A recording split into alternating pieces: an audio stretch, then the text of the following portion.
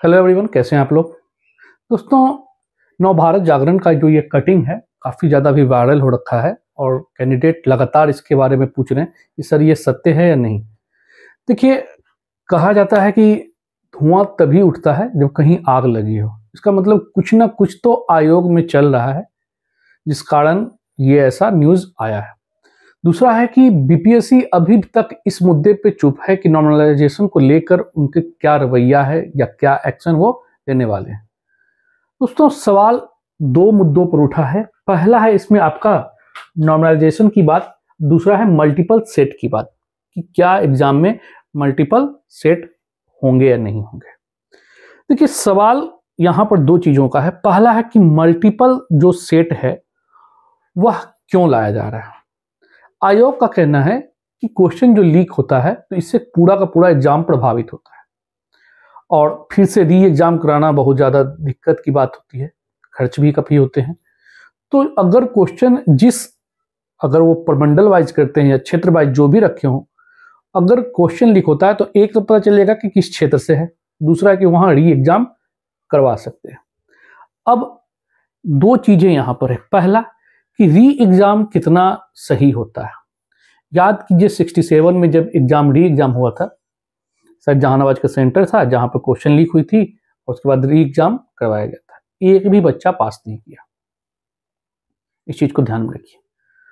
दूसरी बात सबसे ज्यादा इंपॉर्टेंट है कि क्वेश्चन जो आउट या लीक होता है कभी भी स्टूडेंट की तरफ से नहीं हुआ है। आज तक का इतिहास उलट कर देखिए, कभी भी स्टूडेंट वायरल क्वेश्चन नहीं करते हैं, मतलब आउट नहीं करते हैं, वायरल जरूर करते हैं। आउट होता है आयोग की तरफ से या अधिकारी लोग से। अधिकारी के पास क्वेश्चन कहां से आएगा? स्वाभाविक सी बात है कि आयोग से उनका रहता है लिंक। तो आज तक कभी भी इन अधिकारी या आयोग के सदस्य या आयोग के मेंबर में खास तौर पर आप समझ ही रहे होंगे किनकी बात चल रही है, कभी भी इनके खिलाफ एक्शन नहीं लिया गया। कभी भी ऐसा हो कोई अधिकारी जो संलिप्त पाए गए हैं उनकी नौकरी चली गई है? नहीं। बस जब हंगामा होता है तो कुछ दिनों के लिए उनको सस्पेंड किया जाता है और सभी अधिकारी आज फिर से कहीं ना कहीं कार्यरत हैं। इनफैक्ट कुछ का तो प्रमोशन के साथ डीएम तक बनाया गया। तो चलिए, वो अलग चीजें हैं। सवाल उठता है कि क्वेश्चन जो लीक है वो स्टूडेंट की तरफ से नहीं होता है, आयोग की तरफ से है।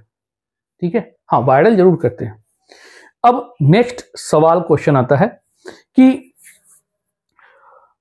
अगर सुधार करना है बीपीएससी को, अगर आप चाहते हैं कि सुधार हो तो सुधार करें। मतलब कहने का मतलब है कि प्रयोग ना करें, प्रयास करें। आप अपने बीपीएससी में सुधार कीजिए कि वहां से क्वेश्चन लीक ना हो। अगर लीक होता है तो उनकी नौकरी जाएगी या उन पर सख्त कार्रवाई की जाएगी। ये चीजें आपको होनी चाहिए, स्टूडेंट के खिलाफ नहीं। दूसरा मुद्दा है नॉर्मलाइजेशन की बात। अब है कि नॉर्मलाइजेशन के संदर्भ में कि ये है क्या, तो सीधा समझ लीजिए यह आयोग और नेतागण, पार्टी जो भी है, इनके चोचले हैं। सीधा सा है, चुनाव है, फंडिंग चाहिए चुनाव लड़ने के लिए, पैसा कैसे आएगी? अच्छे सीटों को बेच दो, यही है। और क्या नॉर्मलाइजेशन का आधार क्या है, इनको ये तक नहीं है। आज तक कभी बैठकर बीपीएससी चेयरमैन हो या फिर कोई भी जो अध्यक्ष जो भी हो, कभी इस मुद्दा को नहीं बताया कि हम किस बेसिस पे करने जा रहे हैं। तो जब आपको ये चीजें नहीं है तो आप कैसे कर सकते हैं कि लेंगे।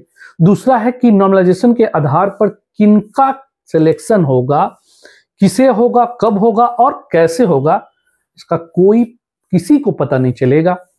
डायरेक्ट डाल दिया गया, आप खोजते रहो कि कौन है। तो ये चीजें। तो अब सवाल उठता है कि करना क्या है। तो सीधा दो चीजें हैं।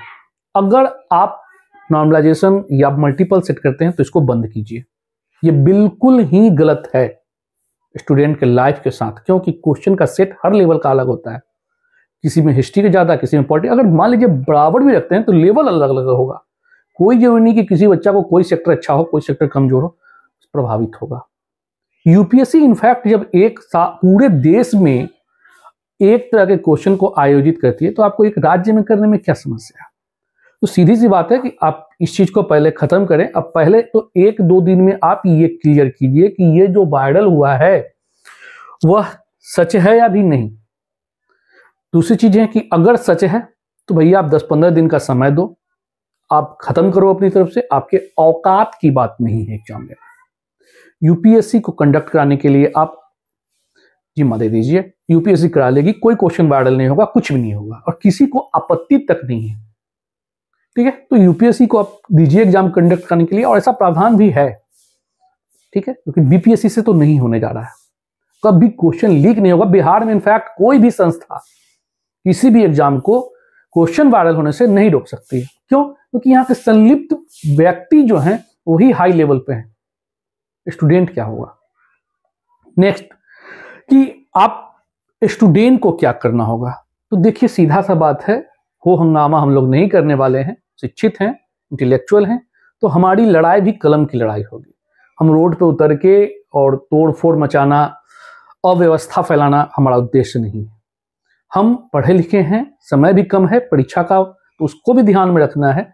तो सबसे पहले हम लोग के पास कलम का हथियार है, और कलम क्या करेगी, तो आप जानिए ना कि सीएमओ हो चाहे ट्विटर हो, जहां मौका मिले आप लगातार पोस्ट कीजिए, इस चीज की मांग कीजिए, सुधार की बात कीजिए। और अगर कुशासन बाबू, सुशासन नहीं कुशासन बाबू को लगता है कि सही में फेयर रिजल्ट हो, बीपीएससी आयोग एग्जाम ले या बीपीएससी में हो, तो इन चीजों को ध्यान में रखकर कार्रवाई करें।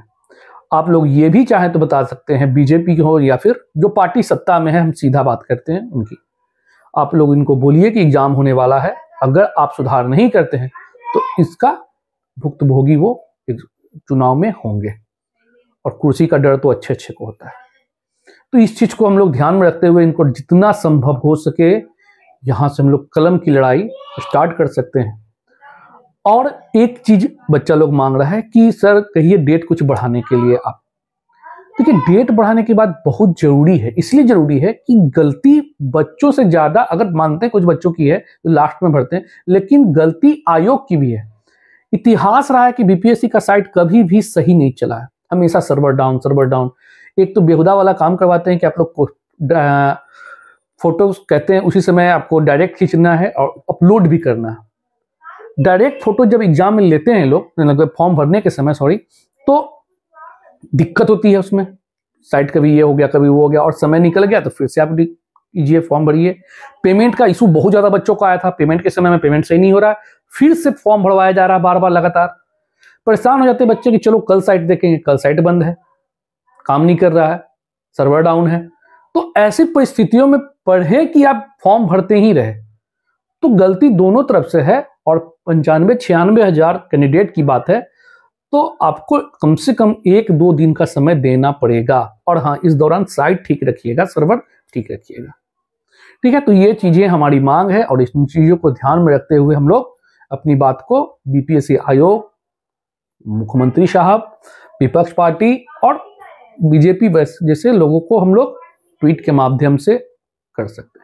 तो ये रहा दोस्तों, बहुत जरूरी है। जो लोग को लगता हो कि हम लोग पढ़ लेंगे, इन लोग बेकार चीजें हैं, तो आज भले आप लोग के लिए लगता हो कि बेकार हैं, लेकिन जब फाइनल रिजल्ट आएगा तब समझ में आएगा कि कितनी सत्यता जरूरी है। देखिए, जब तक आप अपने अधिकार के लिए नहीं लड़ेंगे तो फिर कैसे होगा। आप सिलेक्शन ले भी जाएंगे, वहां फंसेंगे।